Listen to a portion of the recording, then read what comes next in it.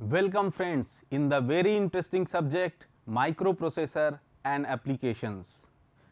Myself Sanat Kumar Pandey, I am here with unit 2 of this subject, which is Introduction to 8085 microprocessor. In today's lecture, we will discuss about the 8085 pin diagram. Next, we will discuss various type of interrupts of 8085 microprocessor. In the last, we will discuss bus demultiplexing concept of 8085 processor. तो let us start 8085 pin diagram. इस जैसा कि आपने देखा था 8085 processor एक 40 pin का IC 40 pin की एक आईसी होती है जिसमें आप डिफरेंट सिग्नल की पिनें उपलब्ध होती हैं. इन पिनों को जो भी हमारा कंट्रोल यूनिट से सिग्नल आता था उसके हिसाब से ये हमारा टाइमिंग एंड कंट्रोल यूनिट इसको इनेबल और डिसेबल करता था. तो आइए हम इस पिन डायग्राम को सीखने का प्रयास करते हैं. इस पिन डायग्राम को सीखने के लिए हमने फंक्शनैलिटी के हिसाब से वेरियस पिन को सेग्रीगेट करके छोटे छोटे ग्रुप्स में डिवाइड कर लिया है जिससे आपको इसे समझने में सरलता एवं सहजता हो सके.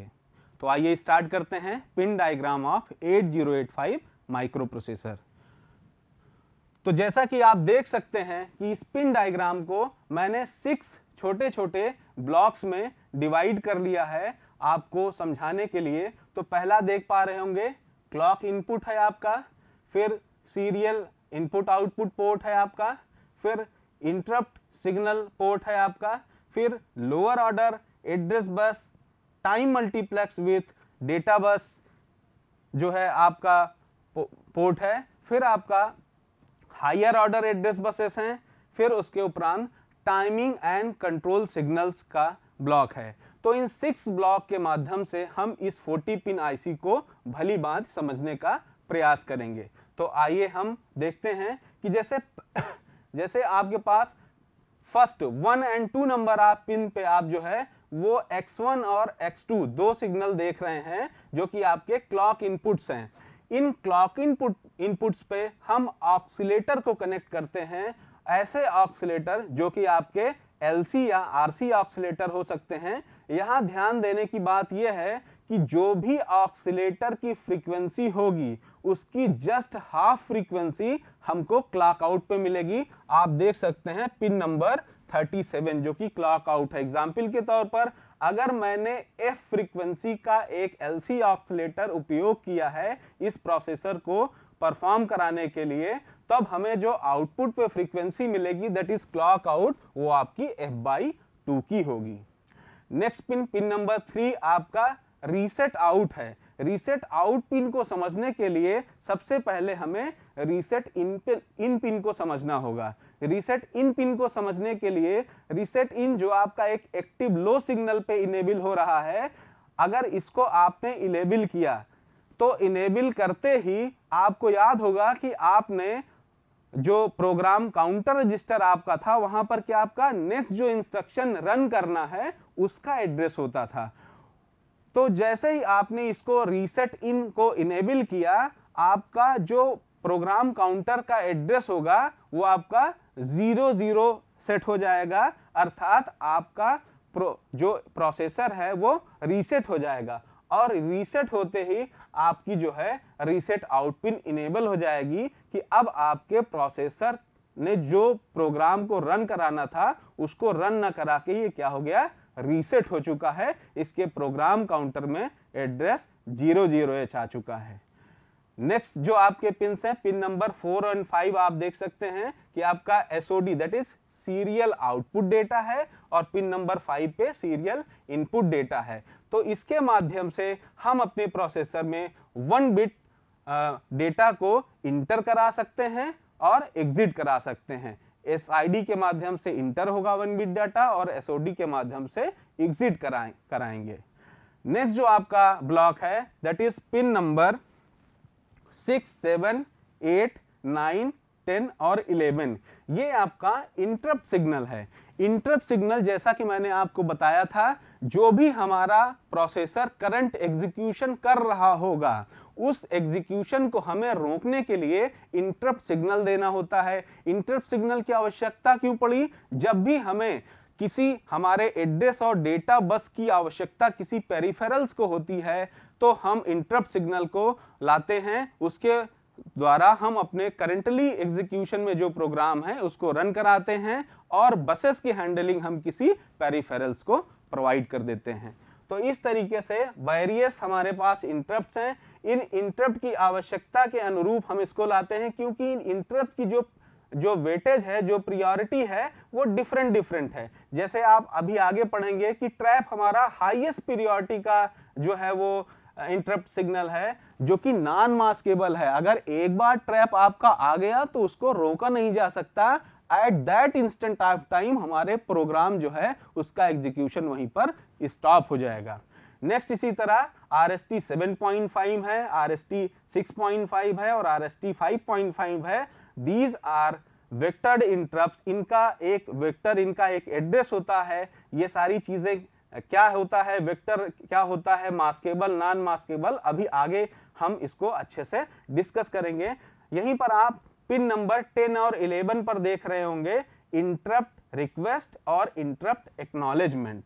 ये सबसे लोअर आपका प्रायोरिटी का जो है इंटरप्ट होता है। जैसे ही हमारी एक इंटरप्ट रिक्वेस्ट आई उसके कंसर्निंग जब हमारा प्रोसेसर करेंटली एग्जीक्यूट होने वाले प्रोग्राम को रन करा लेगा, मशीन को, साइकिल को कंप्लीट कर लेगा, वो अपने प्रोग्रामिंग को वहीं पे अपने एग्जीक्यूशन को स्टॉप करेगा और एक इंटरप्ट एक्नॉलेजमेंट प्रोवाइड कर देगा कि हमारा प्रोसेसर यहीं पे स्टॉप हो चुका है। नेक्स्ट जो है आपकी वो एड्रेस बसेस हैं। अब एड्रेस बसेस, जैसा कि आपने अपने प्रोसेसर में देखा था कि एड्रेस बसेस कितने बिट की थी, 16 बिट की। तो हमने इन 16 बिट की एड्रेस बसेस को दो पार्ट में डिवाइड किया, एक लोअर ऑर्डर एड्रेस बसेस और एक हायर ऑर्डर एड्रेस बसेस। तो A0 से लेकर A7 तक की जो हमारी एड्रेस बसेस थी इनको हमने लोअर ऑर्डर एड्रेस बस में बाइफरकेट किया और A8 से लेकर A15 तक की जो हमारे पास एड्रेस बसेस थी इनको हमने हायर ऑर्डर एड्रेस बसेस में बाइफरकेट किया। अब बसेस की कॉम्प्लेक्सिटी को कम करने के लिए हमने एक कॉन्सेप्ट लाया, मल्टीप्लेक्सिंग।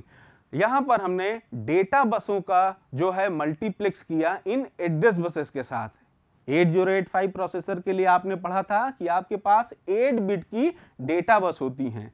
तो उन 8 बिट की डेटा बस को इन लोअर ऑर्डर जो हमारे पास 8 बिट्स एड्रेस बसेस हैं उनके साथ हमने मल्टीप्लेक्स कराया। तो आप देख सकते हैं पिन नंबर 12 से लेकर पिन नंबर 19 तक आपके पास लोअर ऑर्डर एड्रेस बसेस हैं। इन लोअर ऑर्डर एड्रेस बसेस को हमने डेटा बसेस के साथ मल्टीप्लेक्स करा दिया है। अब क्वेश्चन ये उठता है कि हमें जब एड्रेस बस को, लोअर ऑर्डर एड्रेस बसेस को अगर एड्रेस बस की तरह इस्तेमाल करना है या डेटा बस की तरह इस्तेमाल करना है तो हम वो कैसे समझ पाएंगे, हमारा प्रोसेसर कैसे समझ सकता है? तो आप यहीं पर देख सकते हैं कि आपके पास जो पिन नंबर 30 है, that is ALE, address latch enable, यही पिन जो है हमें बताएगी कि कब हमारा डेटा बस जो है वो इनेबल है और कब हमारा बसेस जो है वो एड्रेस बस की तरह इनेबल है। कि जैसे इसके नाम से ही आपको स्पष्ट है, ALE, एड्रेस लैच इनेबल, जब भी ये पिन आपकी इनेबल हो जाएगी, हाई हो जाएगी, तब हमारी जो लोअर ऑर्डर एड्रेस बसेस हैं एज अ एड्रेस बस की तरह वर्क कर रही होंगी और जब ये हमारी डिसेबल हो जाएगी, लो हो जाएगी, तो हमारी जो लोअर ऑर्डर एड्रेसेस बस हैं वो डेटा बस की तरह वर्क परफॉर्म कर रही होंगी। तो ALE के माध्यम से हमने दोनों बसेस में क्या कर दी, डीमल्टीप्लेक्सिंग। तो यहां पर दो कॉन्सेप्ट आए, multiplexing of buses and demultiplexing of buses. तो आगे लेक्चर में हम मल्टीप्लेक्सिंग और डीमल्टीप्लेक्सिंग को भी अच्छे से समझेंगे। नेक्स्ट यूनिट आपका है higher order address bus. Higher order address buses के लिए हम जो है वो बिट नंबर 21 से 28 तक को रिजर्व करते हैं। इन पिन नंबर 21 से 28 में जो हायर ऑर्डर एड्रेस बसेस हैं इसमें जो भी मेमोरी लोकेशन का एड्रेस आपके इंस्ट्रक्शन में नोटिफाई होगा उसकी हायर बिट्स को रिप्रेजेंट करेंगे। जैसे एग्जाम्पल के तौर मैं मान लूं कि मैंने एक एड्रेस लिया 900H, तो जो इसमें हायर एड्रेस बसेस जो जिसको आप MSB के नाम से जानते हैं वो किस में आएगी, वो आपका हायर ऑर्डर एड्रेस बसेस में स्टोर होंगी, और जो जिसको आप LSB के नाम से जानते हैं वो आपका लोअर ऑर्डर एड्रेस बसेस में स्टोर होंगी। तो इस तरह से हम अपने जो है बसेस में डेटा को स्टोर कराते हैं, और कैसे एड्रेस बस और डेटा बस को आपस में डीमल्टीप्लेक्स करते हैं एलई के माध्यम से, ये आपने समझा। नेक्स्ट जो आपके पास पिन है वो आपका, हमने उसको ग्रुपिंग का नाम दिया है टाइमिंग एंड कंट्रोल सिग्नल। तो टाइमिंग एंड कंट्रोल सिग्नल, जैसा कि आपने प्रोसेसर में देखा था कि जो भी हमारा इंस्ट्रक्शन रजिस्टर में हेक्स कोड होता था, उस हेक्स कोड को डिकोड करने के उपरांत जो भी हमको मशीन लेवल लैंग्वेज की बाइनरी नंबर्स मिलते थे, इनके अकॉर्डिंग हमारा टाइमिंग एंड कंट्रोल यूनिट क्या करता था, सिग्नल प्रोवाइड करता था। उस सिग्नल को प्रोवाइड करने से समय टाइमिंग एंड कंट्रोल यूनिट को डिफरेंट पिंस को इनेबल और डिसेबल करना होता था। तो इस ब्लॉक में हम उसी का अध्ययन करेंगे। आइए यहां पर हम इसको समझने का प्रयास करते हैं। जैसे पिन नंबर 31 पे आप देख रहे हैं राइट बार। राइट बार कब आपका इनेबल होगा, क्योंकि एक एक्टिव लो सिग्नल है, जब हम इस पे 0 या लो अप्लाई करेंगे तो ये हमारा राइट बार क्या हो जाएगा, एक्टिवेट हो जाएगा, और हमारा मेमोरी जो है, जो हमारा प्रोसेसर मेमोरी या आईओ पेरिफेरल से कुछ डेटा को राइट करने में सक्षम होगा। इसी तरीके से पिन नंबर 32 पर आपका जो है वो रीड बार है। रीड बार भी एक एक्टिव लो सिग्नल है, आप देख पा रहे हैं। तो यहां भी हमको 0 अप्लाई करना होगा या लो वोल्टेज अप्लाई करना होगा, लो सिग्नल अप्लाई करना होगा कि रीड बार हमारा इनेबल हो सके। रीड बार के माध्यम से हम किसी मेमोरी या आईओ पेरिफेरल से डेटा को रीड करते हैं, जो कि हम प्रोसेसर में जो हमारी रजिस्टर एरे थी उसमें स्टोर कर सकें, वहां से रीड करने के उपरांत। नेक्स्ट जो पिन है आपका, दैट इज पिन नंबर 33। तो पिन नंबर 33 को समझने के लिए हमें पिन नंबर 33 और पिन नंबर 29, इन दोनों पिनों को हमें एक साथ समझना होगा, क्योंकि पिन नंबर 29 पे आपके पास S0 अवेलेबल है और पिन नंबर 33 पे आपके पास S1 अवेलेबल है। तो आइए इन दोनों पिन का हम समझते हैं कि इनकी वर्किंग क्या है।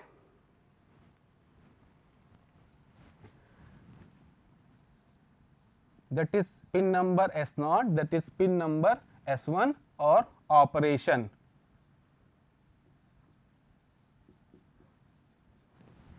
क्या ऑपरेशन परफॉर्म हो रहा होगा। तो हमने इसको डिफरेंट ग्रुप्स में इसको डिवाइड कर दिया कि जब दोनों पिनें हमारी 0-0 होंगी, जब दोनों पिनें हमारी 0-0 होंगी तो इस समय प्रोसेसर कोई वर्क नहीं परफॉर्म कर रहा होगा। टेक्निकल भाषा में हम बोले तो that is the situation of the halt for a processor. यहाँ पे हॉल्ट होगा, कोई ऑपरेशन परफॉर्म नहीं होगा। जब हमने पिन नंबर S0 को 0 किया और पिन नंबर S1 को 1 किया, तो यहां पर हमारा रीड का ऑपरेशन परफॉर्म होगा। नेक्स्ट, अगर हमने पिन नंबर S0 को 1 रखा और S1 को 0 रखा, तो यहां पर हमारा राइट का ऑपरेशन परफॉर्म होगा। इस तरीके से जब हमारा S0 और S1 दोनों 1-1 होते हैं, तब आपका ऑपकोड फेच का ऑपरेशन परफॉर्म होगा। तो इस तरीके से हम इस प्रोसेसर की जो पिन्स हैं इनको कब एक्टिव, कब हाई और कब लो, कौन सी पिन रख के कौन सा ऑपरेशन परफॉर्म करा सकते हैं, ये समझ सकते हैं। स्टूडेंट्स, इसको याद रखने के लिए मैं आपको एक टेक्निक भी यहां बता सकता हूं कि जब हमारा S0 पिन 0 है, अर्थात हमारे माइंड में कुछ नहीं है, तब हमें क्या जरूरत पड़ेगी कि कुछ चीज हम ग्रहण करें, अर्थात रीड करें। तो इस तरीके से जब S0 पिन के पास कुछ नहीं है, तो इसको क्या करेगा, रीड करेगा, इसको ग्रहण करने की कोशिश करेगा। और जब S0 पिन के पास हमारा 1 है, अर्थात कुछ चीज हमारे माइंड में अवेलेबल है, तो उसको क्या करेगा, एग्जिट करने की कोशिश करेगा या डोनेट करने की कोशिश करेगा। तो जब हम डोनेट करेंगे या एग्जिट करेंगे तो क्या होगा, राइट का ऑपरेशन परफॉर्म किया जाएगा। तो इस तरीके से हमने समझा कि हमारा S0 और S1 पिन के द्वारा कैसे ऑपरेशन परफॉर्म हो रहे हैं। नेक्स्ट पिन जो हमारे पास है दैट इज पिन नंबर 34। 34 पे हमारा IO/MBAR पिन है। जो हमारा पेरिफेरल्स कनेक्ट है उसमें, उस पेरिफेरल में या तो मेमोरी हो सकती है या तो इनपुट आउटपुट डिवाइसेस हो सकती हैं। तो जब हम इस सिग्नल को हाई रखते हैं तब हमारा इनपुट आउटपुट जो पेरिफेरल्स हैं वह एक्टिवेट होंगी, और जब हम इसको लो रखते हैं अर्थात एम्बार को एक्टिवेट करेंगे तब हमारा ऑपरेशन मेमोरी से हो रहा होगा किसी, तो हम वहां से डेटा को रीड राइट कर पाएंगे S0 और S1 पिन के द्वारा। नेक्स्ट जो है आपका रेडी पिन। रेडी पिन का मतलब यह है कि बहुत से पेरिफेरल्स ये होते हैं कि आपकी प्रोसेसर की स्पीड से टास्क परफॉर्म नहीं कर पाते हैं, थोड़ा स्लो होते हैं या बहुत फास्ट होते हैं। जनरली पेरिफेरल्स स्लो ही होते हैं एज कंपेयर टू हमारे प्रोसेसर के। तब जब हमें कम्युनिकेशन करना है तो प्रोसेसर और पेरिफेरल दोनों को सिंक्रोनाइज, उनकी फ्रीक्वेंसी क्या हो, मैच्ड होनी चाहिए। तो जब हमारा पेरिफेरल्स वर्क करने के लिए रेडी हो तो वो क्या करेगा, रेडी पिंस के माध्यम से हम प्रोसेसर को बताएंगे कि हमारा पेरिफेरल्स टास्क परफॉर्म करने के लिए रेडी है, आप अपने सिग्नल को भेजना स्टार्ट करिए। तो इस तरीके से हमारे पास रेडी पिन है। रीसेट पिन को आप देख चुके हैं रीसेट इन और रीसेट आउट के रेफरेंस में। इस तरह से क्लॉक आउट पिन नंबर जो 37 है वो भी आपने पढ़ा कि जब आपने एफ फ्रीक्वेंसी अप्लाई की थी तो जो हमारी पेरिफेरल्स या एक्सटर्नल डिवाइसेस कनेक्टेड हैं उन सबको सिंक्रोनाइज करने के लिए हम क्लॉक सिग्नल देते थे। अगर हम एफ ऑक्सीलेटर फ्रीक्वेंसी अप्लाई करते थे तो हमको f/2 का क्लॉक फ्रीक्वेंसी यहां पर प्राप्त होता था। Next pin is pin number 38 and 39 that is hold and hold acknowledgement, that is HLDA and hold. तो पिन नंबर 38 को समझने के लिए हमें पिन नंबर 39 को समझना पड़ेगा। जब हम कोई इस तरह का ऑपरेशन कराते हैं जहां हमारे एड्रेस बस और डाटा बस की रिक्वायरमेंट किसी एक्सटर्नल पेरिफेरल्स को होती है, तब हम होल्ड सिग्नल अप्लाई करते हैं। जो भी हमारा कमांड डेटा बस और एड्रेस बस पे है वो एक्सटर्नल किसी डिवाइस को प्रोसेसर प्रदान कर देता है। जब हमारा होल्ड सिग्नल आता है तो उसके रेफरेंस में एक होल्ड एक्नॉलेजमेंट आता है। जब एक्नॉलेजमेंट प्रदान होता है इसका मतलब है कि एड्रेस और डेटा बस का जो हैंडलिंग थी अब किसी बाहर के पेरिफेरल्स को प्रोवाइड कर दी गई है। जैसे एक ऑपरेशन सुनेंगे DMA, डायरेक्ट मेमोरी एक्सेस। बहुत सारा डेटा जब हम मेमोरी में स्टोर करना होता है तो हम वहां पर इस तरीके के ऑपरेशंस यूज करते हैं, वहां होल्ड और HLDA पिंस का बहुत ज्यादा इंपॉर्टेंस है। Last is VCC pin number 40 और पिन नंबर 29 पे आप देख सकते हैं यहां पर आपने +5 वोल्ट अगर पावर सप्लाई दी थी तो आपको पिन नंबर 20 पे ग्राउंड देना होगा ताकि हमारा ऑपरेशन सक्सेसफुली रन हो सके, हम इसको पावर सप्लाई दे सके। आइए हम पढ़ते हैं इंटरप्ट सिग्नल। इंटरप्ट सिग्नल को थोड़ा डिटेल में जानना आवश्यक है क्योंकि interrupts are very important points in reference of the 8085 processor. तो इंटरप्ट्स होते क्या हैं? An interrupt is the hardware initiated subroutine calls. जब भी हम ऐसे प्रोग्राम को रन कर रहे हों जिसमें हमें सब रूटीन्स को कॉल करना है, अर्थात मेमोरी के कुछ स्पेसिफाइड एड्रेस को हमें कॉल करना है, तब हम इस तरीके के प्रोग्राम इस तरीके के इंस्ट्रक्शन का यूज करते हैं।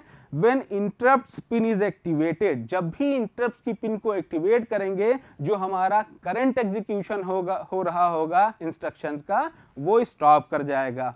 अब जाहिर सी बात है हमें स्टॉप करना है तो क्वेश्चन उठता है कब स्टॉप करना है? जो करंट साइकिल रन कर रही है उसको कंप्लीट हो जाने के बाद स्टॉप करना है कि एट उसी मोमेंट पे हमें स्टॉप करना है? तो यहाँ पर निकल के आता है कि हमारे पास डिफरेंट टाइप के जो इंटरप्ट्स हैं उनका जो वेटेज है वो डिफरेंट है। तो उसी के बिहाफ पे हमने इंटरप्ट्स को वेरियस जो है वो जो है उसमें डिवाइड कर रखा है कि किसका कितना महत्व है। जैसे आप देख सकते हैं कि there are 5 type of interrupt in 8085 processor. तो पहला जैसे है आपका trap.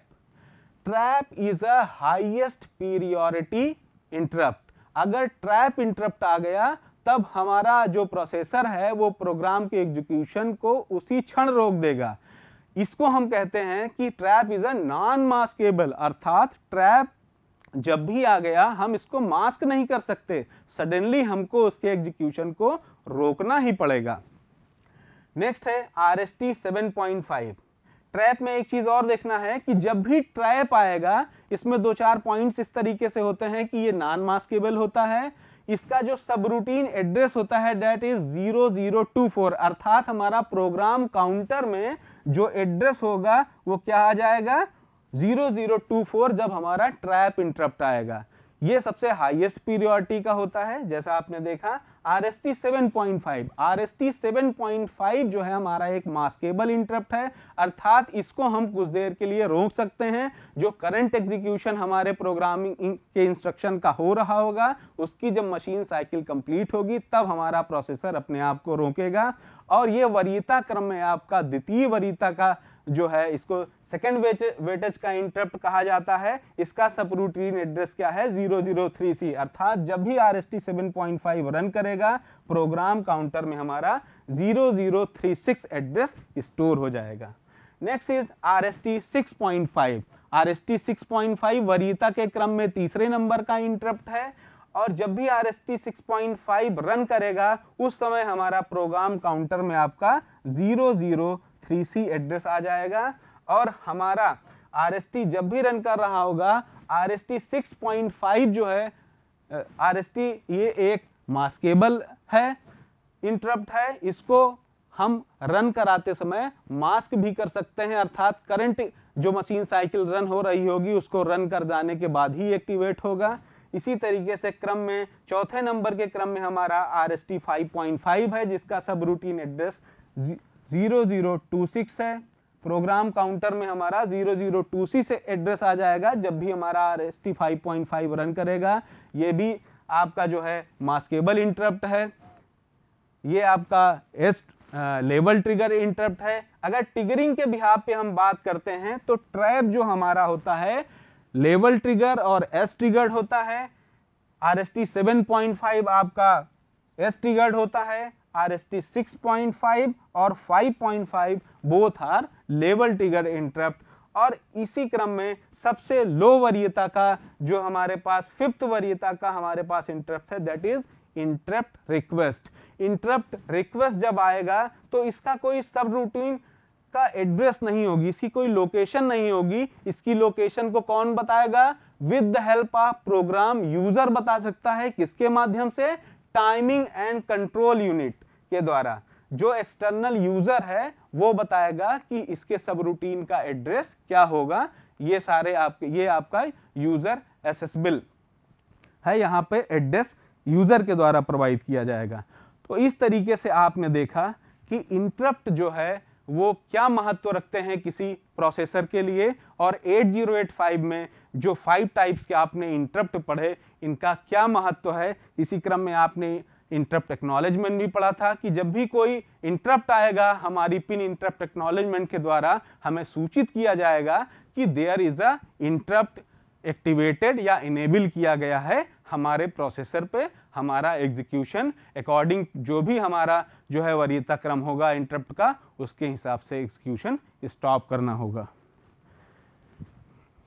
Next concept is bulk बस डीमल्टीप्लेक्सिंग। जैसा आपने एड्रेस बसेस और डेटा बसेस को देखा था कि हम 8 बिट डेटा बस को 8 जो हमारा 16 बिट एड्रेस बसेस थी उसमें जो लोअर ऑर्डर एड्रेस बसेस थी that is A0 to A7 उसके साथ हम इसकी मल्टीप्लेक्सिंग कराते थे। अब मल्टीप्लेक्सिंग करा देते थे तो कब एड्रेस बस को एड्रेस की तरह और उसको कब जो है डेटा बस की तरह यूज करना है उसका भी भेद हम करते थे अर्थ ALE के द्वारा, एड्रेस लैच इनेबल के द्वारा करते थे। तो वहीं पे ये समझना बहुत इंपॉर्टेंट हो जाता है कि हमारा डीमल्टीप्लेक्सिंग का क्या कॉन्सेप्ट है, बसों की डीमल्टीप्लेक्सिंग कैसे होती है और डीमल्टीप्लेक्सिंग आवश्यक क्यों है। तो आइए हम समझते हैं डीमल्टीप्लेक्सिंग, व्हाई बस डीमल्टीप्लेक्सिंग इज इंपॉर्टेंट।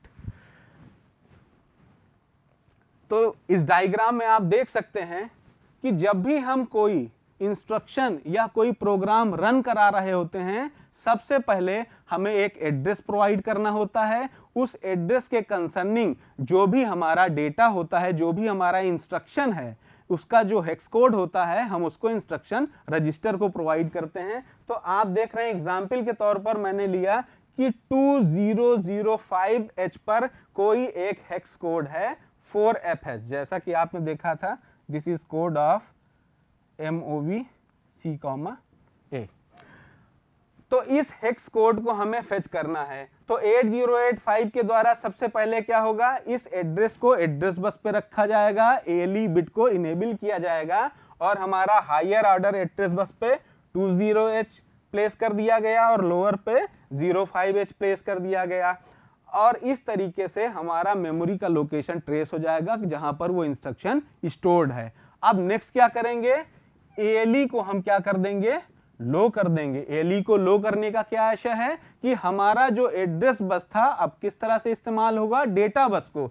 तो जो हायर ऑर्डर एड्रेस बस थी उस पे तो हमारा एड्रेस एट द स्टोर रहेगा, और जो हमारी लोअर एड्रेस बस थी अब उस पे हमारा क्या आ जाएगा, 4FH, अर्थात जो हेक्स नंबर है 4F वो प्लेस कर दिया जाएगा। और इस तरीके से हम अपने प्रोसेसर को जो है ये बिट, ये डेटा प्रोवाइड करेंगे, जो कि कहां जाएगा, प्रोसेसर के इंस्ट्रक्शन रजिस्टर पे जाएगा।